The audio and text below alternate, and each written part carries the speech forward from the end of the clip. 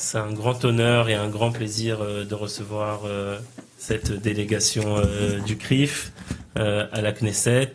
Je vais me présenter en quelques mots et après je pense qu'on vous passera la parole avec le président Khalifa. Vous me direz dans quel ordre vous voulez qu'on fasse cela. Donc Yom Tov Khalfon, député francophone, franco-israélien, donc né en France de la Knesset, à l'heure actuelle le seul natif de France à la Knesset. Il y a d'autres députés francophones. J'espère que certains députés francophones et non francophones nous rejoindront durant cette rencontre, mais je vais commencer par cela. Cette semaine, nous votons le budget de l'État d'Israël. C'est donc la semaine la plus décisive et la plus chargée du Parlement israélien depuis 3 ans. La dernière fois qu'un budget a été voté ici, c'était le 15 mars 2018. Donc, d'ores et déjà, je vous présente mes excuses au nom de mes collègues députés s'ils ne peuvent pas participer à cette rencontre. Ils ont été évidemment invités. J'espère que certains d'entre eux viendront, mais d'ores et déjà, du fait en fait de ce calendrier un peu exceptionnel, cela a donc, ils sont ou en commission pour fermer les derniers détails du budget, ou en plénière, ou certains, je vous le dis aussi, ne sont pas venus aujourd'hui parce que nous allons être en nuit blanche. Quasiment de manière continue depuis mercredi jusqu'à vendredi. Donc certains sont restés pour prendre des forces au vu, encore une fois, de ces débats décisifs qui n'ont pas eu lieu à la Knesset donc depuis de nombreuses années et qui ont aussi un aspect décisif dans le sens où la stabilité de la coalition et du gouvernement dépend de ce vote. Et nous saurons d'ici la fin de semaine si ce gouvernement et cette coalition va perdurer encore de nombreuses années ou non. Donc c'est pour vous dire l'enjeu et ce qui explique donc la non-présence en tout cas de certains des députés. Donc voilà pour ce préambule. Donc comme je disais, Yom Tov Khalfon, je suis député à la Knesset depuis fin juin dernier. Je suis rentré donc dans le cadre de ce qu'on appelle ici la loi norvégienne, c'est-à-dire que je suis suppléant donc de la liste donc de la ministre Ayelet Shaked, qui est la ministre de l'Intérieur, qui a démissionné donc de son poste de député, et donc je la remplace dans ce poste-là. Et donc je suis donc dans le parti du Premier ministre Naftali Bennett Yamina. L'essentiel de mon action, comme j'imagine que vous devez le savoir, en tout cas vous l'imaginez, c'est évidemment l'ALIA et l'intégration des Olim francophones et le lien entre l'État d'Israël et les Juifs de diaspora, et particulièrement ceux qui sont chers à mon cœur, les Juifs de France et les Juifs des pays francophones. C'est pour cela que je suis donc à la fois coprésident du groupe d'amitié France-Israël ici à la Knesset avec ma collègue Émilie Moiti, qui j'espère aussi nous rejoindra peut-être pendant la rencontre, et je suis aussi président du lobby parlementaire pour les Olim francophones ici à la Knesset. Dans ce lobby parlementaire sont membres une quinzaine de députés, et ils ont donc été invités à cette rencontre qui est dans le cadre de ce lobby parlementaire, des députés aussi bien de la coalition que de l'opposition, des députés de quasiment tous les partis sionistes de ce Parlement, et donc c'est un outil que nous utilisons, on espère à bon escient, le lobby parlementaire, pour faire avancer des projets de loi, des réformes, des décisions gouvernementales qui vont dans le sens de l'ALIA francophone particulièrement. Si vous voulez, si vous avez des questions sur cela, on en parlera peut-être un peu plus tard durant la rencontre, vous dire exactement ce que nous faisons au quotidien pour les Juifs de France et pour les Olim.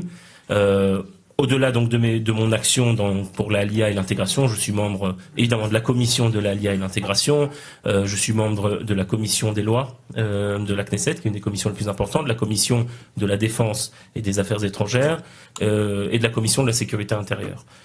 C'est-à-dire que mes autres domaines d'action touchent donc à la fois au domaine donc du juridique, je suis avocat de formation, et donc les réformes qu'on aimerait faire avancer sur le système juridique israélien. Vous savez que c'est un sujet qui est en débat en Israël entre la droite et la gauche notamment, mais pas seulement.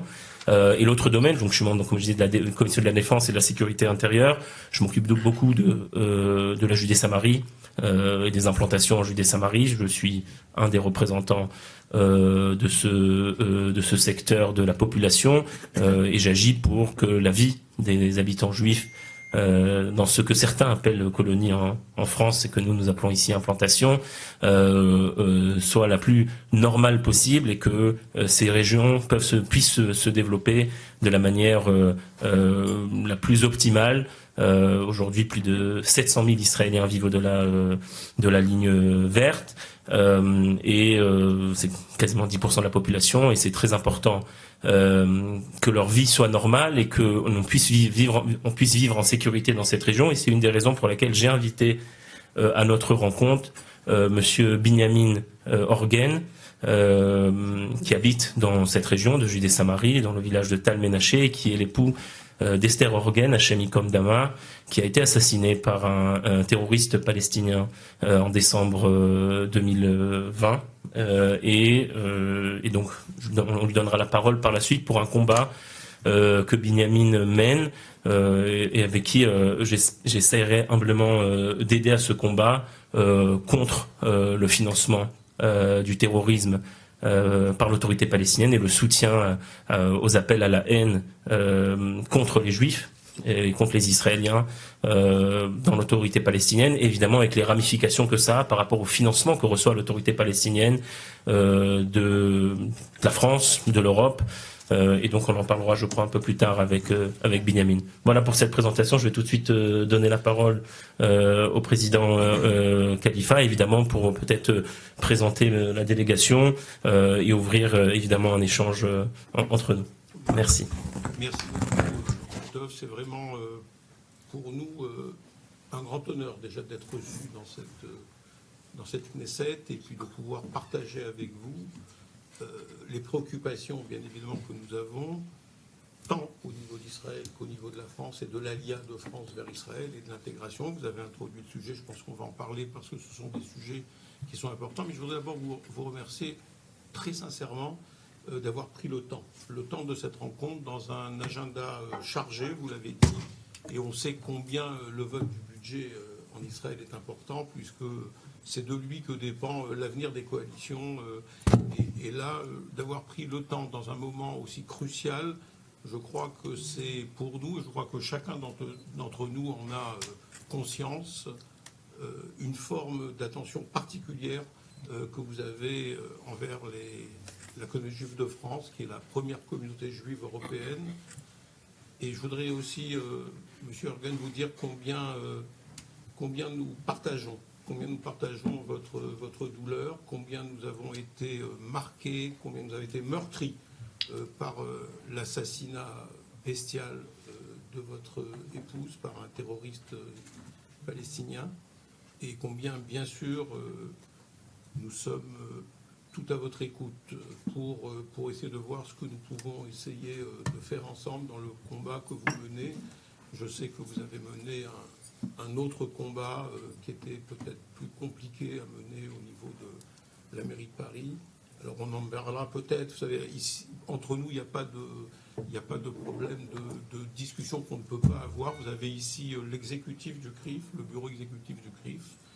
Donc c'est le board du CRIF qui est là. Et je crois que le plus simple, avant de démarrer nos débats peut-être, c'est qu'on fasse un tour de table pour que chacun se présente et que l'on puisse ensuite aborder avec l'ordre du jour qui me paraît bien, que vous avez déjà fixé, monsieur le député, qui est d'envisager, d'essayer de comprendre comment se passe l'intégration des Juifs en France, des Juifs en Israël, des Juifs français en Israël, et surtout peut-être essayer de savoir si tout ce que nous avons comme retour que nous avons eu comme retour en tout cas, et qui étaient des retours en voie négatifs, sont en voie d'amélioration, si les mesures qui ont été prises dernièrement, peut-être sur votre influence, et puis sur l'influence d'associations peut-être plus fortes, franco-israéliennes, qui se sont installées, je pense à Kalita,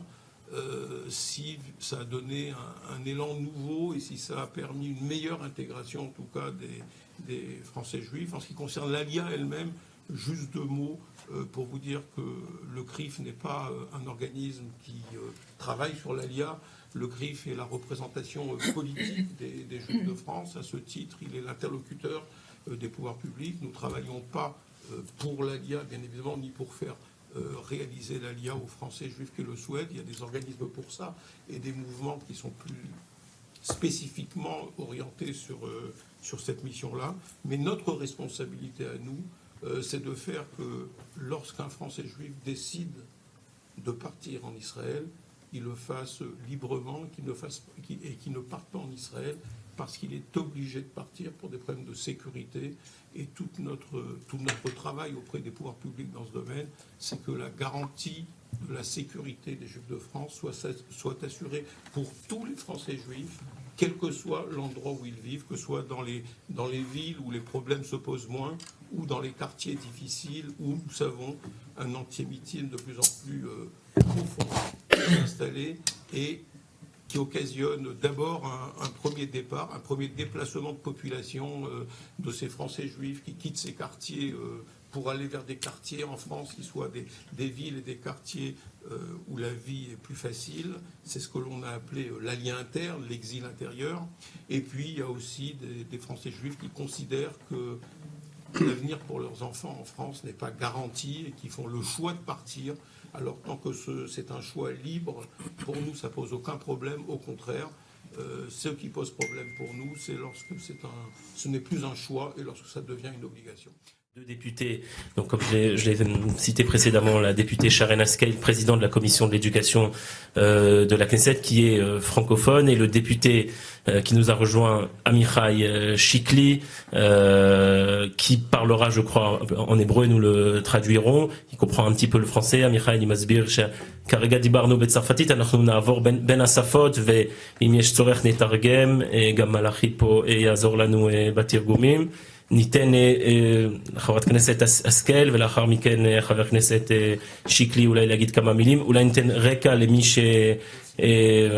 רקע על המפגש. זו משלחת של הקריף, ארגון הגג של מוסדות והארגונים היהודים בצרפת, עם הנשיא, נשיא הארגון פרנסיס קליפה וכל הסגנים ובעצם הבורד של הארגון הם בביקור השבוע בארץ ומכבדים אותנו כאן בכנסת במסגרת ישיבה מיוחדת של השדולה, ולכן אנחנו מאוד מאוד שמחים לקבל אותם. אנחנו גם מתכבדים פה לקבל את מר בנימין הורגן, בעלה של אסתר הורגן, השם ייקום דמה, שאנחנו נפתח איתו בהמשך איזשהו שיח סביב מימון הטרור על ידי הרשות הפלסטינית, בתמיכה ישירה או עקיפה של רשויות צרפת ואירופה.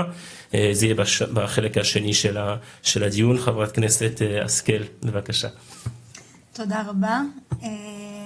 Bon, je vais parler en français, mais mon français n'est pas trop bien. Alors excusez-moi, peut-être je vais avoir besoin que Yom Tov Kalfon va devoir m'aider avec quelques mots.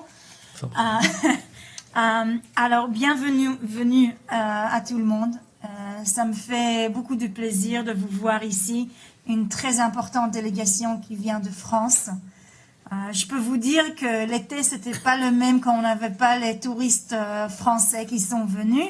Je peux vous dire que ça m'a fait beaucoup du mal, que ma famille n'a pas pu arriver ici pour faire des fêtes avec nous aussi pendant la Corona.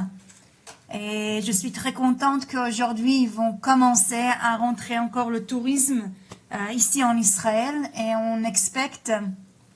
On attend la communauté juive de France qui va venir ici nous visiter. Je peux vous dire que ma grand-mère, je l'attends bien, je ne l'ai pas vue pour 2 ans. Et je pense qu'encore 2 ou 3 semaines, je vais aller en France pour l'amener ici, pour venir pour quelques semaines. Mais je sais, alors je peux vous dire que j'ai encore de la famille en France, ma mère elle est française, ma grand-mère elle habite à Saint-Brice, elle veut pas faire l'Aliyah parce qu'elle a sa synagogue là-bas et sa communauté là-bas, et je la connais très bien aussi, chaque fois que je viens, je fais le rencontre dans la synagogue, et je peux vous dire que je pense que la communauté française, c'est une de la communautés moi, je pense que, vous savez, pas juste à cause de ma famille, mais c'est une de les communautés plus importantes en Europe. Et ce qu'on voit en France, c'est comme ça commence là-bas et après, on peut voir les galim, les vagues dans des autres pays autour. Et l'antisémitisme, on l'a vu comment ça grandit en France. Je peux vous dire que, vous savez, il y avait un très beau discours que Yom Tov a fait, son premier discours qui a parlé sur l'antisémitisme en France et la raison pour lui d'arriver ici en Israël. Et je peux vous dire que les premiers makot, les coups que je me bagarrais avec un petits enfants, c'était dans la piscine municipale à Sarcelles. Et c'était à cause qu'ils ont entendu un peu de l'hébreu ou quelque chose qu'ils n'ont pas connu. Et la première fois que j'ai compris, parce qu'ici, quand on grandit en Israël, on ne comprend pas ce que c'est l'antisémitisme. Tu grandis comme un petit enfant et tu sais, être juif, c'est quelque chose de normal, c'est pas quelque chose de différent. Et encore, je me rappelle toujours la première fois que je suis partie dans un McDo à Paris. Et il y avait un petit enfant qui a joué avec moi, il m'a entendu, il m'a demandé c'est quoi l'accent que tu as. Et je dis très fière, je suis d'Israël. Et ce petit enfant, il a craché sur moi, il est parti chez sa maman, il m'a appelé chazir, maintenant j'ai perdu. Cochon. Oui. Sale juif, pardon, pas un cochon, mais c'était un sale juif. Il est parti chez sa mère, il a eu un hijab et tout. C'était la première fois que moi, comme un petit enfant, j'ai compris vraiment ce que c'est l'antisémitisme, parce qu'ici en Israël, on ne comprend pas. Et je sais que mes oncles et mes cousins, ils ont grandi avec ça. Je sais ce que c'est très dur ce qui se passe aujourd'hui en France avec les attaques de terror. Mais vraiment, on voit un vrai changement en Europe, mais on voit que ça commence en France, toujours. Et nous, ici, on est très inquiets. C'est très important ici pour moi, c'était très important pour moi d'arriver ici, Yom Tov, parce que je voulais vous dire que ici, on est tout le monde ensemble en comprendre quelle est l'importance de la communauté juive en France. Votre organisation, vous faisiez un travail, je sais, qui est très très dur. Vous avez beaucoup de challenges, de défis. Mais vraiment que ici c'est très dur de comprendre. Et nous on est ici pour être avec vous. Ce qu'il y a besoin, bien sûr qu'on est ensemble, les membres de parlement ici en Israël. Et, je sais, c'est très important pour nous d'aider la communauté juive en France. Et c'est très important de voir que la communauté française qui fait l'Aliyah ici en Israël, elle fait l'intégration bien ici en Israël. On veut que toute la communauté savent qu'Israël, c'est leur maison. C'est une place c'est un pays qu'il y a une place pour chacun. Et on essaye. Je sais que c'est pas parfait, il y a beaucoup de problèmes. Mais on veut créer un process moins dur, plus difficile, calme, facile pour eux quand ils arrivent ici en Israël pour faire l'absorption ici dans ce pays. Alors d'abord, merci beaucoup de venir ici. Ça fait beaucoup de plaisir de vous voir que vous êtes arrivés ici en Israël. Et Yom Tov avec chaque chose qu'il y a dans la Shdoula, dans la communauté juive, bien sûr qu'on travaille ensemble. Merci. Exactement. Merci beaucoup. תודה רבה לחברת הכנסת שרן השכל. אנחנו נעביר את זכות הדיבור לחבר הכנסת עמיחי שיקלי. עמיחי, אם תרצה לדבר, אני יודע שתדע קצת צרפתית, בעברית, ואנחנו נתרגם אם יש צורך. אני אוותר אז קודם כל, אתה מתרגם, איך זה עובד? כן, אני אתרגם אליי. בסדר גמור, אז קודם כל ברוכים הבאים לארגון קריף, ואני שמח להיות איתכם פה. צריך להודות, אני חושב שמה שחשוב לי לומר, שיש אתגר לא מבוטל בכל מה שקשור לנושא של העלייה מצרפת. צרפת נתפסת כמדינה חזקה, ובאופן אוטומטי מתייחסים אליהם כמו עולים מארצות הברית או מקנדה, אבל למעשה בעיקר בגלל פער השפה, שבעצם הציבור במדינת ישראל הוא כמעט ולא דובר צרפתית, אז הקשיים שיש לקהילה הם לאין ארוך יותר משמעותיים מאשר עולה מארצות הברית, שגם לא יש התמודדויות, אבל זה לאין ארוך יותר משמעותי. ומה שאני חושב שבעצם מדינת ישראל נכון לרגע זה לא שמה את סוגיית קליטת העולים בטופ פריוריטי שלה, וזה חייב להשתנות. אני יכול לומר שאמר לי חבר כנסת טייב משפט מאוד חזק בנושא הזה של עלייה. הוא אמר, הפעולה הכי חשובה בעידוד עלייה זה לחזק את מאמצי הקליטה. מדינת ישראל לא שמה, ואני חושב שהפעילות שנעשית גם במסגרת השדולה הזאת, פעילות שמוביל יום טוב, וגם דברים שאני מנסה לסייע בהם, אני מקווה שאנחנו נצליח יחד עם השרה תמנו שטה ואחרים בעצם לקדם את הסיפור הזה, ואני מאוד מקווה לראות עוד ועוד יהודים שבאים מצרפת הביתה. אני בגישתי ציוני קלאסי, זאת אומרת, אני חושב שזה הבית לכל יהודי, אני לא רואה ערך מיוחד בקהילות מעבר לים. אני חושב שאני רוצה לראות את כולם פה, בסנס לקבל גלויותינו.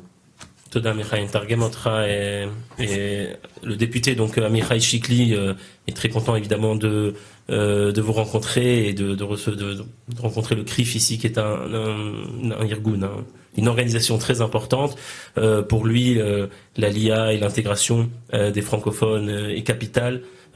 Il faut agir par tous les moyens possibles pour l'améliorer, pour la faciliter. Il a rappelé une phrase que lui avait dit donc l'ancien député Yossi Taeb, qui lui avait expliqué que en réalité le meilleur moyen de faire réussir la LIA, c'est d'améliorer l'intégration de ceux qui sont là. Et je rejoins évidemment tout à fait cette vision.